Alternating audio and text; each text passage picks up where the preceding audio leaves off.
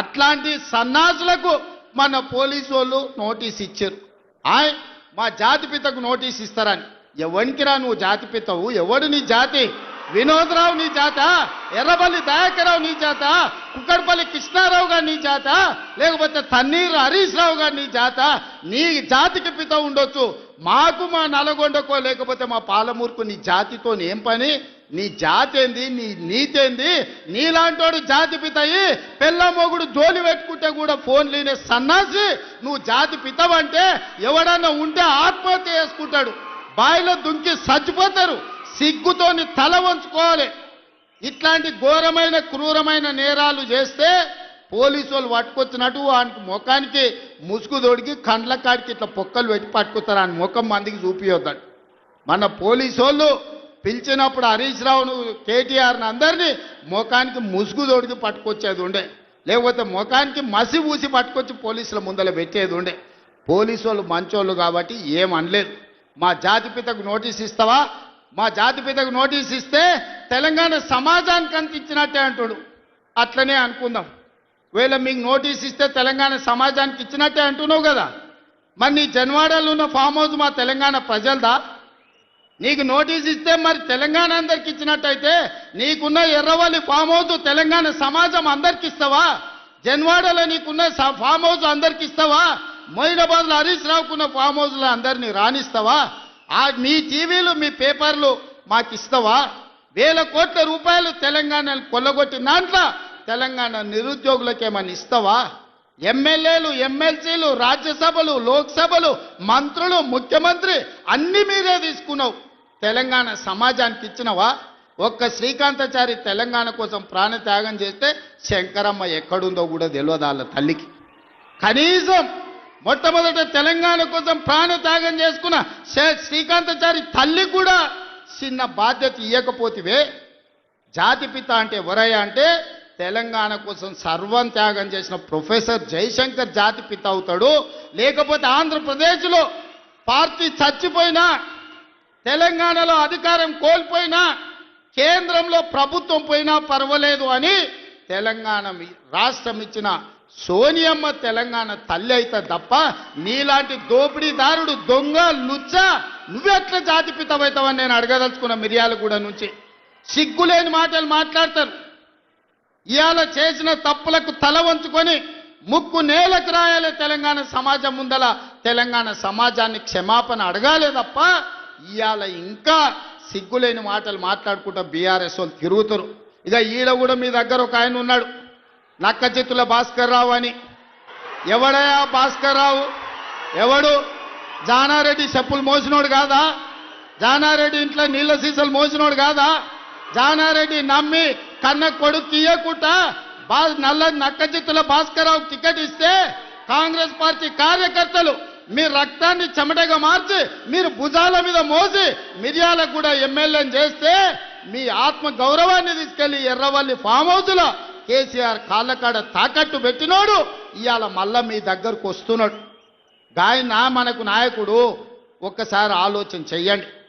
ఇవాళ ఈ నక్కచిత్తుల భాస్కర్ రావు ఇవాళ మనోళ్ళు నామినేషన్లు వేస్తే బెదిరిస్తుండంట మీరు వాపసు తీసుకోవాలని. చింతపండు అవుతుంది భాస్కర్ రావు, నువ్వు అనుకుంటున్నామేమో. ఈ వేదిక మీద ఉన్న మేము ఎవరం జానారెడ్డి లాగా పెద్ద మనసు ఉన్నోళ్ళం కాదు. చింతపండు అవుతుంది నువ్వు అనుకుంటున్నామేమో. నీ తెలివితేటలన్నీ కత్తిపెట్టు, పోతావు మళ్ళా ఖమ్మం ఇట్లకెళ్ళ కూడా ఉండవు. నువ్వేదో తెలివితేటలు అనుకోని ఇక్కడ ఉన్నోళ్ళని బెదిరిస్తా. నాకు జానారెడ్డి సార్ తెలుసు, నాకు రఘువీరెడ్డి సార్ తెలుసు, లేకపోతే నాకు సుఖేందర్ రెడ్డి సార్ తెలుసు, ఈపులు వలిగేటప్పుడు అడ్డం వస్తారు అనుకుంటున్నామేమో. ఎవరు అడ్డం రారు, వాళ్ళందరూ నాకు చెప్పారు పలగాల్సిందే చింతపండు కావాల్సిందే భాస్కర్ రావు కానీ. వాళ్ళందరిని అడిగినా ఏం సంగతి అని. ఇక ఏం లేదు చింతపండు కావాల్సిందే, చింతపండు చేయని చెప్పారు.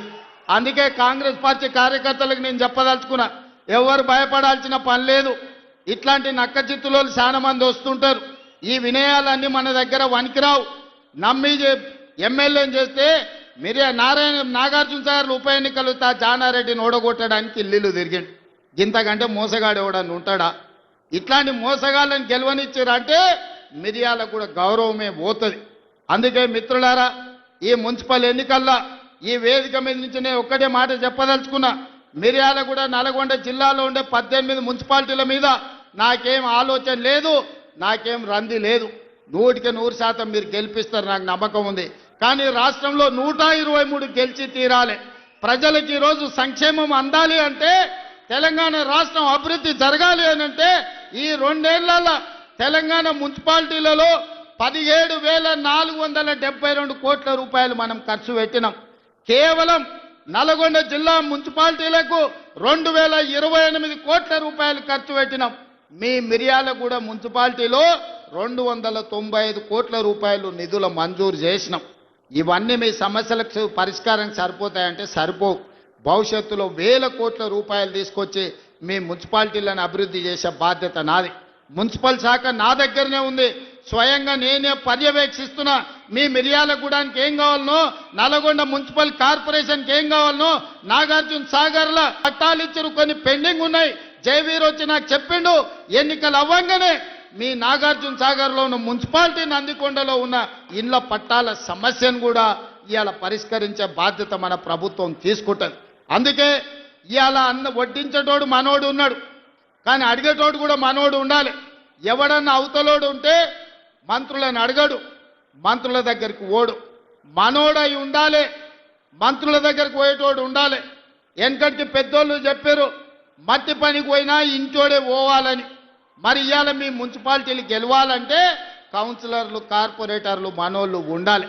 అందుకే ఆలోచన చేయండి. 2 ఏళ్లే పూర్తి అయింది, ఇంకా 8 ఏళ్ళు మనమే అధికారంలో ఉంటాం. ఈ 8 ఏళ్లల్లా మీ మున్సిపాలిటీలను అద్దమోలే తీర్చిదిద్దే బాధ్యత మనం ప్రభుత్వం తీసుకుంటుంది. పక్కనే మా పద్మక్క ఉన్నది, కోదాడలో ఏకగ్రీవం చేపించింది. పద్మక్కను మనస్ఫూర్తిగా నేను అభినందిస్తున్నా. ఇవాళ మున్సిపాలిటీలలో మన ఎన్నికల్లో మనం గెలవాలి. మనం ఈ గెలిస్తే పేదవాడు గెలిచినట్టు. ఈ ఎన్నికల్లో గెలవడం ద్వారా మీ బస్తీలు అభివృద్ధి జరుగుతాయి, మీ కాలనీలు అభివృద్ధి జరుగుతాయి. అభివృద్ధి జరగాలంటే అధికార పార్టీ గెలవాలి. అప్పుడే మీకు నిధులు వరదై పారుతాయి, మీ ప్రాంతాన్ని అభివృద్ధి చేసుకునే అవకాశం ఉంటుంది. చివరగా ఒక్క మాట చెప్పదలుచుకున్నా. మిర్యాలగూడలో లక్ష్మారెడ్డి టికెట్ అడిగాడు, శంకర్ నాయక్ టికెట్ అడిగాడు, రఘువీరెడ్డి టికెట్ అడిగాడు. అవునా? అవునా? ఎన్నికలప్పుడు లక్ష్మారెడ్డి ఎమ్మెల్యే అయిండు, శంకర్ నాయక్ ఎమ్మెల్సీ అయిండు, రఘువీరెడ్డి ఎంపీ అయిండు. ఏనన్నా 3 పదవులు ఒక ఎమ్మెల్యే అడిగిన టికెట్లలోకి వచ్చినావా? మీరు ఆలోచన చేయరు. మా కొడంగల్లో కూడా నేను ఇచ్చుకోలేకపోయినా. కానీ మిర్యాలగూడ కార్యకర్తల అదృష్టం, టికెట్ అడిగిన 3కి ఒక ఆయన ఎమ్మెల్సీ, ఒక ఆయన ఎమ్మెల్యే, ఇంకొక ఆయన ఎంపీ అయిండు. మీరు ఒక్క ఓటు వేస్తే మీరు 3 సేవకులు మీకు వచ్చారు. అదనంగా మీకు వెంకటరెడ్డి, ఉత్తమ్ కుమార్ రెడ్డి గారు మంత్రులుగా మీకు అందుబాటులోనే ఉన్నారు. కాబట్టి మిర్యాలగూడ ప్రజలు అదృష్టవంతులు. ఈ ప్రాంతం అభివృద్ధి చెందుతుంది. రేషన్ కార్డులు ఇచ్చినప్పుడైనా, కార్యక్రమాలు తీసుకున్నప్పుడైనా, మంచి కార్యక్రమం ఏది మొదలుపెట్టినా నల్గొండ జిల్లా ఈ ప్రాంతం నుంచే మొదలు పెడుతున్నాం. ఇది కూడా చాలా మంచి కార్యక్రమం, ప్రజలకు ఉపయోగపడే కార్యక్రమం. ఈ మున్సిపల్ ఎన్నికల్లో మీరు ఒక్కటే గుర్తుపెట్టుకోండి, ఒక్కసారి ఆలోచన చేయండి. బూత్లకు పోయిన తర్వాత ఇవాళ మా ఇందిరమ్మ చీరలు కట్టుకున్న అక్కలు ఆ ఎల్ల బతుకమ్మ చీరలు ఇచ్చిండ్రు. ఎన్నడన్నా కట్టుకునే కాబీలు ఉండేనా? బాయికాడ పిట్టల్ని భయపెట్టడానికి ఆనాడు బతుకమ్మ చీరలు కట్టిండ్రు. ఇవాళ మా అక్కలు బాజాబ్తా సారె పెట్టుకున్నట్టు, తల్లిగారింటికి పోతే చీర పెడితే సారె పెట్టినట్టుగా ఇవాళ చీరలు కట్టుకొని మా అక్కలు వచ్చిర్రు. ధైర్యంగా ఇది మా ఇందిరమ్మ చీర, మా ప్రభుత్వం ఇచ్చిందని కట్టుకొని వచ్చారు. ఎంత మంచిగా ఉన్నారో చూడు, ఎంత చక్కగా కనిపిస్తారో. దసరా పండుగలాగా జమ్మికెళ్ళినట్టుంది మా అక్కల్ని చూస్తుంటే. పాలపిట్ట కలర్, జమ్మికెళ్ళి పాలపిట్టను చూడడానికి పోతాం. ఇవాళ మా అక్కల చీరలు కూడా పాలపిట్ట కలర్తో ఎట్లా మెరిసిపోతురో చూడు ఆ స్క్రీన్ మీద.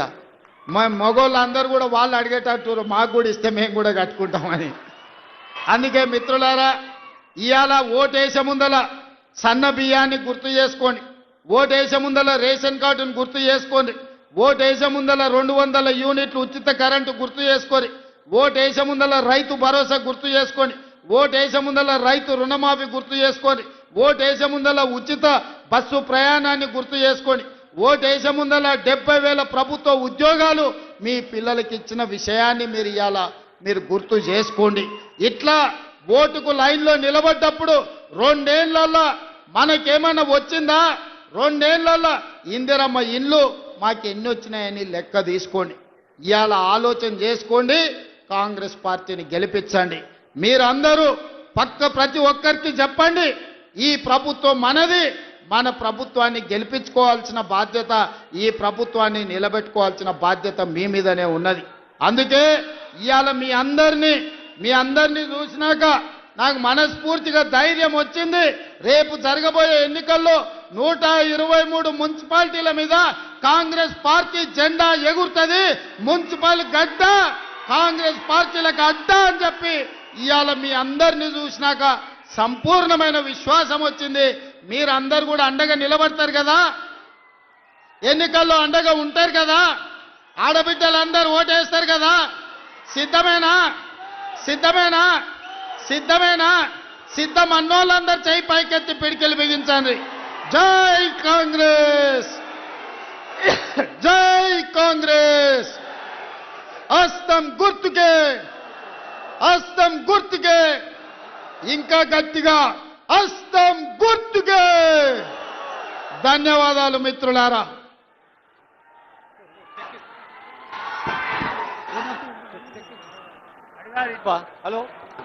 హలో గౌరవనీయులైన ముఖ్యమంత్రి గారి చేతుల మీదుగా ఆడబిడ్డలకు 1138 కోట్ల రూపాయల బ్యాంక్ లింకేజీ చెక్, 13,408 సంఘాలు, మాధవి, సునీత, సరిత, అనిత, జిల్లా సమాఖ్య అధ్యక్ష, కార్యదర్శి, కోశాధికారి సభ్యులు తల్లులందరి పక్షాన్ని తీసుకుంటున్నారు. 13,408 సంఘాలలో వేలాది మంది కాదు లక్షలాది మంది తల్లులకి లబ్ధి చేకూర్చే 1138 కోట్ల రూపాయల వివిధ బ్యాంకు లింకేజ్. 3 రంగుల జెండా బట్టి సింగమోలే కదిలినాడు ఉత్తరో కాంగ్రెస్ సూర్యుడు, మన రేవంత్ అన్న నిగ్గదీసి అడిగే మునగాడు. విడు భూమిన వానైతాడు, బిరతా